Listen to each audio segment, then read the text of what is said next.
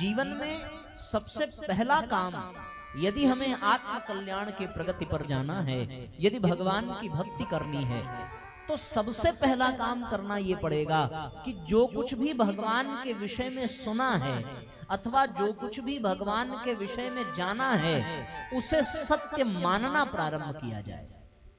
आदमी सुनने को सुन तो लेता है, जानने को जान तो लेता है, लेकिन वो उसको कहां सत्य मानता है? आप कल्पना करके देखो जरा, आप घर में भोजन बनाते होंगे, बनता तो होगा ही सबके घर में, तो कितना भोजन बनता होगा? तो आप कहेंगे साहब परिवार में 5 लोग हैं, 5 लोगों के लिए भोजन बनता है। अब विचार करने वाली बात यह है कि भोजन 5 लोगों के लिए ही बनता है, लेकिन भोग भगवान के लिए भी तो लगता है। तो कभी ये मन में आया क्या कि जब भगवान को भी भोग लग रहा है तो फिर भोजन केवल 5 नहीं बल्कि 6 लोगों का बनना चाहिए? इसलिए 6 लोगों का हम भोजन नहीं बना पाते क्योंकि भगवान हमारे घर में हैं, इस बात को हम सत्य मानते ही नहीं हैं। अगर ये वास्तव में हम स्वीकार कर लें कि हम 5 लोग परिवार में हैं और हमारे साथ पूजा के घर में, पूजा के कमरे में भगवान भी निवास कर रहे हैं और उनको भी भोग लगाना है, तो उनके लिए भी अवश्य भोजन बनेगा। बनेगा कि नहीं बनेगा? हम जानते तो हैं कि उनको भोग लगाना है, हम जानते तो हैं कि उनको प्रसाद चढ़ाना है, लेकिन हम इसको सत्य नहीं मानते। बस एक परंपरा बन गई है और उस परंपरा के अनुसार इसको निभा रहे हैं। बोलो, जब कोई भोजन करने बैठता है तो भोजन कर लेने के पश्चात अथवा मध्य में हम उससे बार बार पूछते हैं कि भैया कुछ और ले आएं, कुछ और खाने के लिए ले आएं, लेकिन भोग लगाने के पश्चात क्या हम कभी भगवान से ये प्रश्न कर पाते हैं कि प्रभु आपके लिए कुछ और ले आएं?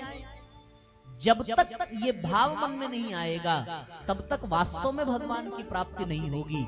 जब हम जानते हैं कि भगवान भोग लगाने बैठे हैं, हम जानते हैं कि भगवान को भी खाना चाहिए, तो फिर भगवान के लिए अलग से भोजन अगर हमने बनाया होता और सच में बीच बीच में ये पूछा होता कि भगवान आपको और क्या लेकर के दें, तो फिर विश्वास करिए उस दिन जब थाली हम उठाने जाएंगे तो जाते समय भले थाली भरी हो, पर लौट के आते समय हमारी थाली अवश्य खाली ही मिलेगी।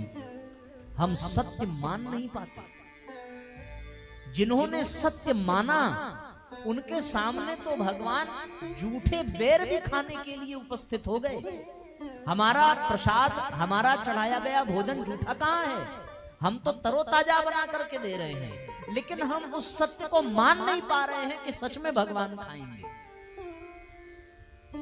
तो यहां जितनी बातें हम सुन रहे हैं, क्या सच में इसको मानने की शक्ति हमारे भीतर आ रही है कि नहीं आ रही है?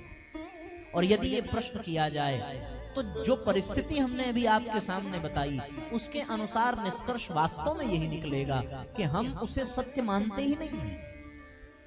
हमें पता तो है कि भगवान कण-कण में है, हम जानते तो हैं कि भगवान को भोग लगाना है, हम जानते तो हैं कि भगवान का निराजन करना है, लेकिन हम इसको सत्य नहीं मानते। केवल एक खाना पूर्ति करने के लिए एक रिवाज, एक परंपरा जो हमें अपने माँ बाप से, उनको उनके माँ बाप से, उनको उनके पूर्वजों से प्राप्त हुई है कि घर में शाम को दिया जला देना चाहिए, प्रसाद चढ़ा देना चाहिए, भगवान खा रहे हैं कि नहीं खा रहे हैं कि नहीं है, इस बात पर हमारा कतई कभी ध्यान जाता नहीं जाता। और जब नहीं जाता साथियों, तो फिर हम उस सत्य को कभी अनुभव भी नहीं कर सकते, हम उससे हमेशा दूर ही रहते हैं। जब कभी हमारे ऊपर कोई विपत्ति आ जाती है, तब हम मंदिर के सामने माथा पटक करके अश्रु बहाते हुए भगवान से प्रार्थना करते हैं।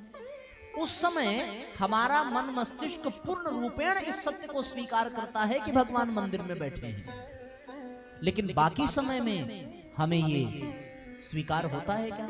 नहीं होता। अच्छा, आप एक और कल्पना करो, आपको अपने परिवार के किसी भी सदस्य के रूप में चाहे जितना क्रोध आ जाए, आप उसके ऊपर तब तक नहीं चिल्लाएंगे जब तक घर में कोई मेहमान बैठा हो। बोलो, कहीं मेहमान सुन न ले, बेइज्जती न हो जाए, किचकिचा के रह जाएंगे, आंख दिखा के रह जाएंगे, लेकिन न डांट पाएंगे न मार पाएंगे। बोलो, चाहे बच्चे ने ही कोई गलती कर दी हो, अपने क्रोध की घूंट को पी जाएंगे और बहुत मुश्किल से संभालते हुए कहेंगे बेटा ऐसे नहीं करते, और अंदर अंदर तो यही रहता कि ये बैठा ना होता तो आज हम तुम्हारी छठी की दूध याद दिला देते। मन में तो यही आता है। क्यों? क्योंकि हम इस सत्य का अनुभव कर रहे हैं कि कोई मेहमान हमारे घर में बैठा हुआ है। पर आप यह भी विचार करिए, अगर वास्तव में हम इस सत्य का अनुभव करते कि एक कमरे में भगवान भी बैठे हुए हैं, तो फिर हम सच में कभी क्रोध कर पाते क्या? कभी हमारा कोई दुर्व्यवहार घर में किसी के प्रति हो पाता क्या? आप विचार करके देखो जरा। जैसे छोटा बच्चा कोई शिकायत लेकर के अपने से बड़े के पास जाता है कि नहीं जाता? अपने माँ के पास जाएगा, अपने पिता के पास जाएगा। अगर वास्तव में हमें इस पर दृढ़ विश्वास होता कि भगवान हमारे पास बैठे हैं, हमारे घर में हैं, तो हम भी शिकायत लेकर के उनके ही पास जाते। हम आपस में न लड़ते, हम आपस में कोई द्वेष न रखते, हम एक दूसरे के प्रति कोई ईर्ष्या न करते। जैसे बच्चे को कुछ चाहिए वो भगवान से मांग, अपने माँ बाप से मांग लेता है, वैसे हमें भी कुछ चाहिए तो फिर हम बेईमानी न करते, भगवान से ही मांग लेते, भगवान के सामने जाकर के कहते। पर साथियों ये हमसे होता ही नहीं है, इसलिए क्योंकि जिस सत्य को धारण करने की बात यहाँ पर कही जा रही है वो सत्य से हम कोसों दूर हैं। सत्य को पहले मानना पड़ेगा, तब जाकर के इसका अनुभव होगा। इसलिए साथियों ये स्वीकार तो करना ही पड़ेगा, कण कण में भले भगवान का अनुभव न हो, पर एक छोटा सा प्रयोग तो करना ही चाहिए कि जिस मकान में हम रह रहे हैं उसमें एक कमरा भगवान का भी है, एक अलमारी भगवान की भी है, एक नियम भगवान का भी है, उनकी भी उपस्थिति है। उस अनुसार हमें जीवन यापन करना चाहिए। इसका एक अभ्यास, इसका एक प्रयोग आज तक कैसे भी करते रहे, पर आज जब हम लोग इस विषय पर विचार करते हैं तो हमें इस पर चिंतन करना चाहिए। और भागवत के मंगलाचरण का प्रथम श्लोक भी यही कहता है, सत्यम परम धीमहि। उस सत्य का हम अपने हृदय में धारण करें, अपने भीतर उसको ग्रहण करें और फिर सत्य का ही आचरण करें, सत्य का ही पालन करें। ऐसा साथियों यहाँ पे क्रम आता है। अब किसी ने ये प्रश्न किया कि वेदव्यास जी ने सत्यम परम धीमहि ये बात उन्होंने क्यों कहा? क्योंकि भगवान कृष्ण की कथा है ये, भगवान के समस्त अवतारों की कथा है ये, तो इसमें उनको भगवान कृष्ण का नाम लेना चाहिए था, कहना चाहिए था कृष्णम परम धीमहि, या राम भगवान की भी कथा इसमें है तो रामम परम धीमहि कह देते, या फिर हरिम परम धीमहि, शिवम परम धीमहि, किसी भी देवता का नाम लगा लेते। पर उन्होंने क्या कहा? उन्होंने कहा सत्यम परम धीमहि। तो फिर यहाँ संतों का बड़ा सुंदर मत है और उनका अपना ये विचार है कि सत्यम परम धीमहि का तात्पर्य है कि हमारे जो भी इष्ट हों, हमारे जो भी आराध्य हों, उनको हम सत्य रूप ही मान करके, उनमें सत्य निष्ठा करके उनको स्वीकार करें, ताकि हमारी श्रद्धा उनमें बढ़ सके। इसलिए सत्यम परम धीमहि कह करके उसमें उन्होंने संबोधित किया है।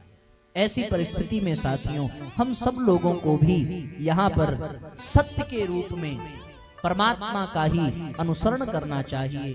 जो सत्य को मान लेता है वही आगे चल करके परमात्मा को जान लेता है, और जो परमात्मा को जान लेता है वही वास्तव में उनका अनुभव कर पाता है। सत्य को मानना, यहीं से भक्ति की शुरुआत होती है, और फिर उस सत्य का अनुभव कर लेना यही भक्ति की पराकाष्ठा है।